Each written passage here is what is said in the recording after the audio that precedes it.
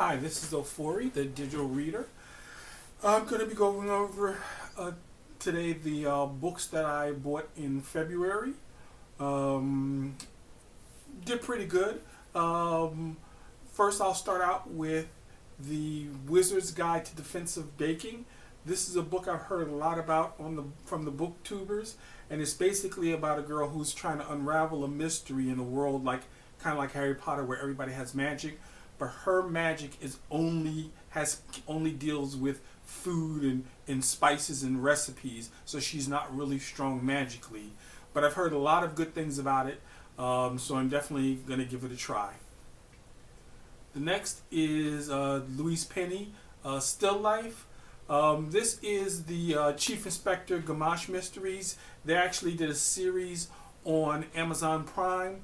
I actually heard about this book from a friend of mine who's retired at work.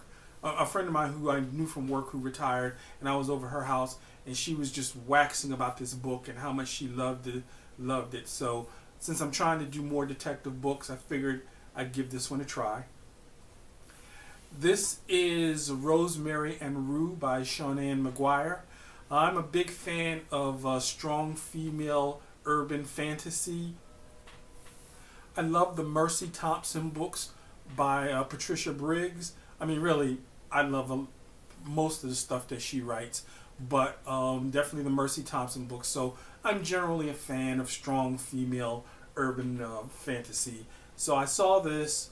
I figured I'd check it out. I had heard somebody in the booktubes mentioning it, and sometimes, when I see something like this, I'm like, I'll give it a shot. So the next is the Greene murder case by S.S. Van Dyne. I say books I bought in February, but a good deal of books I actually get from the Gutenberg Project, because I do like to read early 20th century books, and most of those are free. So many of them are free on the Gutenberg Project. So the Greene murder case by S.S. Van Dyne, I actually heard of this reading a book I did not like.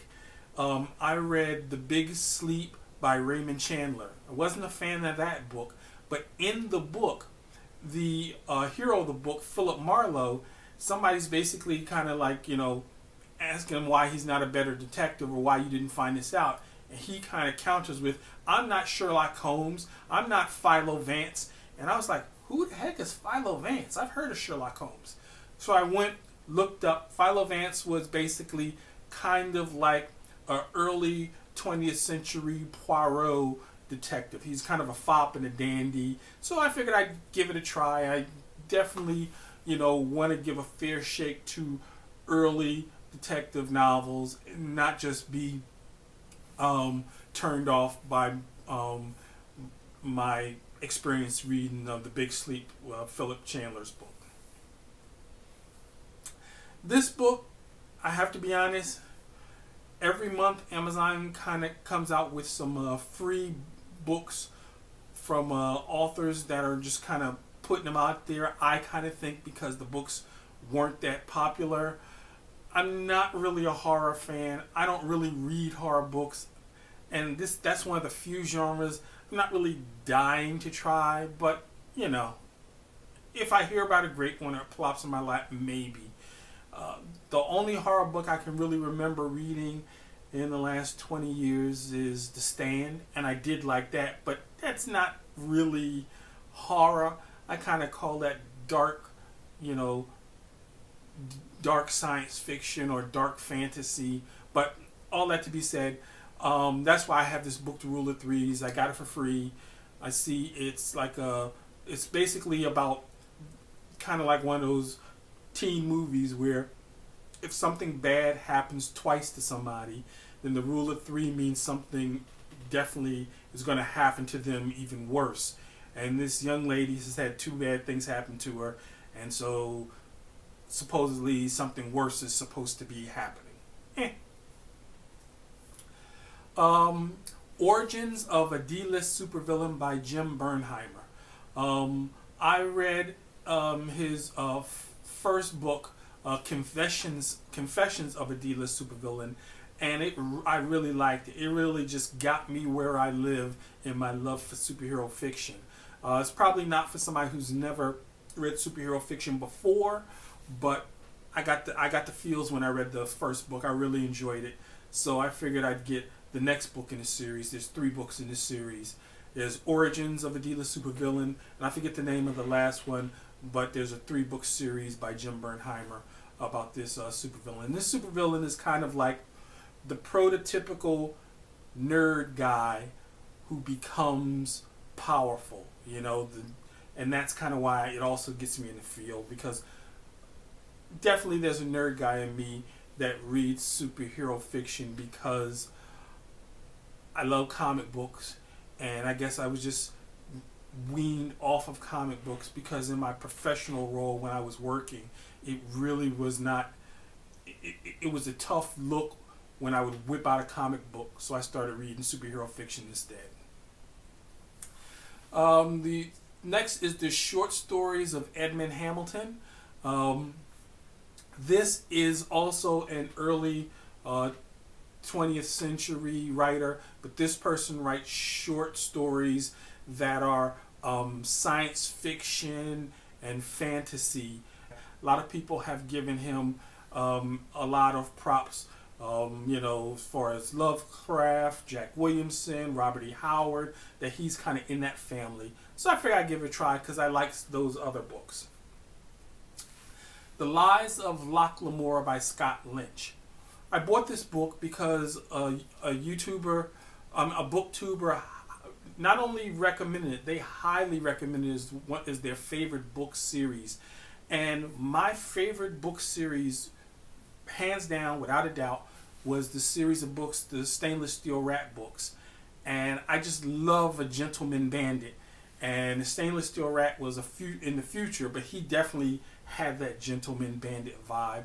So when she kind of was explaining this book, and it's kind of like a caper book, but kind of like in a fantasy setting, I was just like, I definitely need to try this and see if I can, bring back some of those feelings I had when I was reading the Stainless Steel Rat books. Since, of course, Harry Harrison has passed, there's no more Stainless Steel Rat books from him. So I figured I'd give this a try.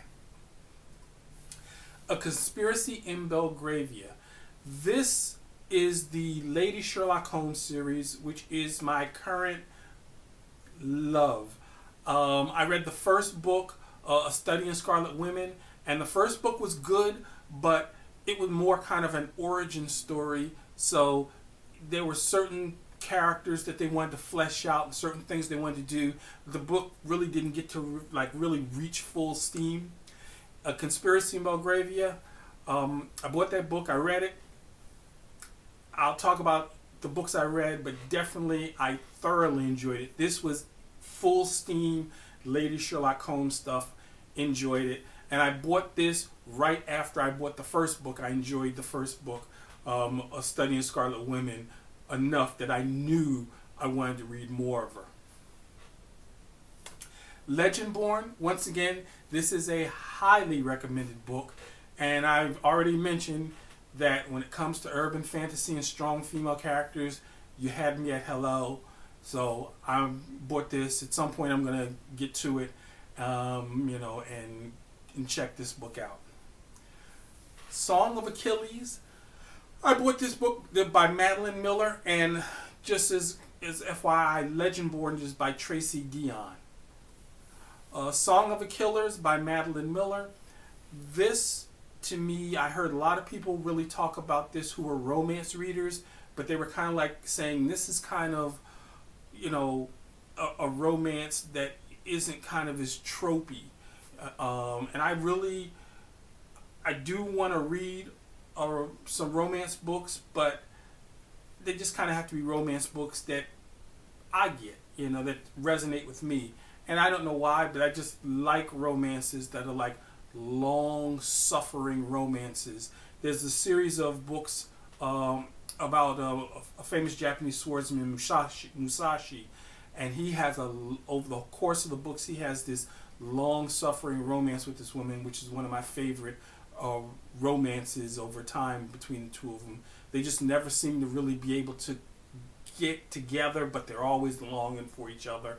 Anyway, when I heard kind of the premise of Song of Achilles, that is in my wheelhouse with mythology, that it's romance, and it's kind of one of those long-suffering, we almost are together, can we be together kind of things, I was like, I'll put my credit card down and pay for that.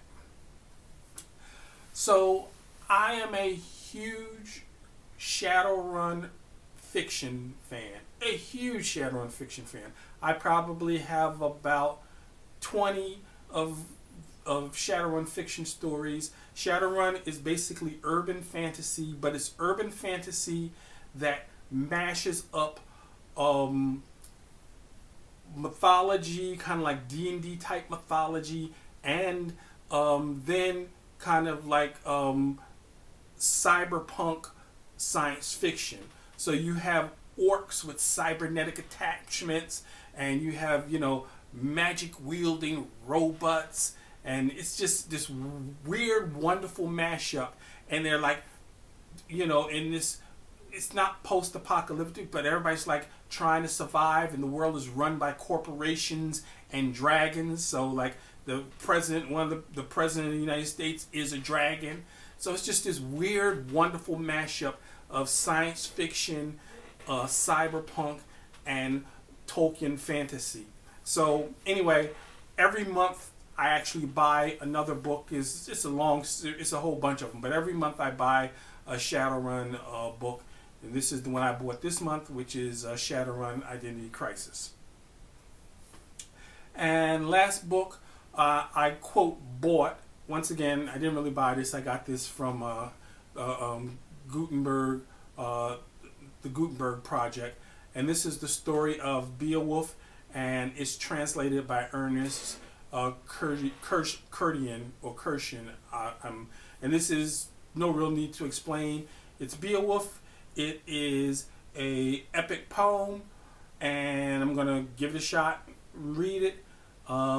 Actually, my preference probably would have been a retelling of the Beowulf saga in modern fiction, but I figured I'd give this a try just to see how I felt about it. So those are the books that I bought in February, and I guess that's it. This is Ofori, the digital reader, and keep reading, y'all.